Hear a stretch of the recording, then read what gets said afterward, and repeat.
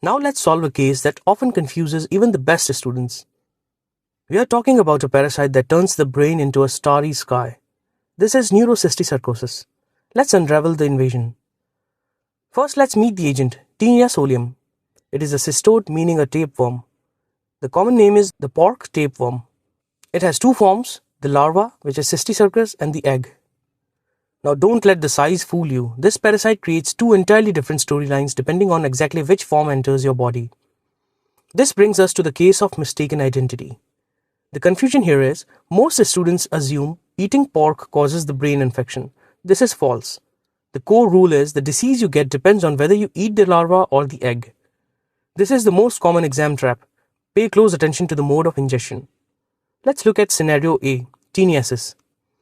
Here you eat undercooked pork containing the larva. The larva matures into a worm in your gut, and you are the final host. This is an intestinal infection only. There are no brain lesions here. You just excrete eggs. Now scenario B, Cysticercosis. This is the dangerous one. Here you accidentally ingest the egg, maybe from contaminated water, veggies, or dirty hands. The egg hatches in your gut and the larva migrates out. It invades your tissue, muscle, and brain. You have become the intermediate host. This is where we see Neurocysticercosis.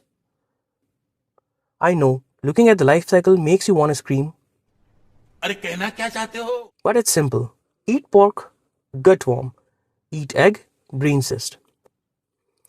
So here's the summary table, you memorize these.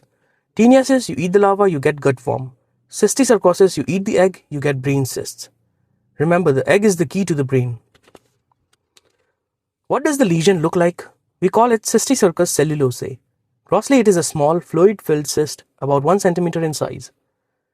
Inside you see a tiny white spot that is the invaginated scolex, the head of the worm waiting to pop out. Under the microscope, we see the structure clearly.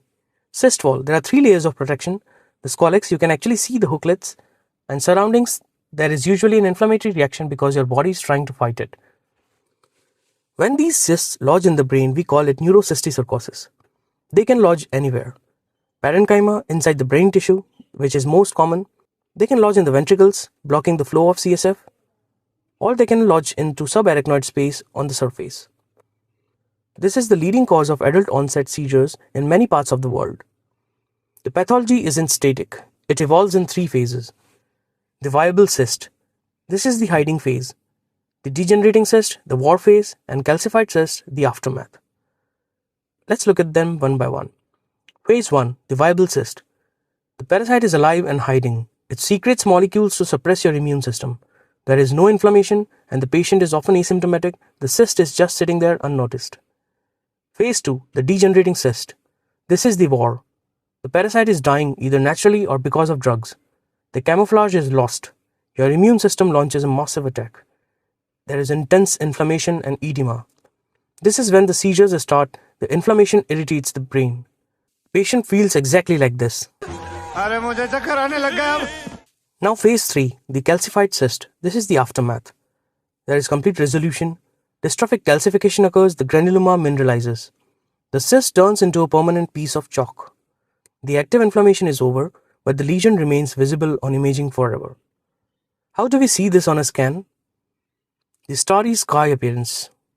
Calcium blocks X-rays, so it appears bright white on CT. When you have multiple calcified cysts, you look at the CT scan and it's literally tare zameen par, except these stars cause seizures. So if you see the stars, you are looking at the graveyard of the parasites. Let's wrap up with my high-yield takeaways. The rule is, you get cysticercosis by eating eggs, not pork. Humans are the intermediate host in cysticercosis.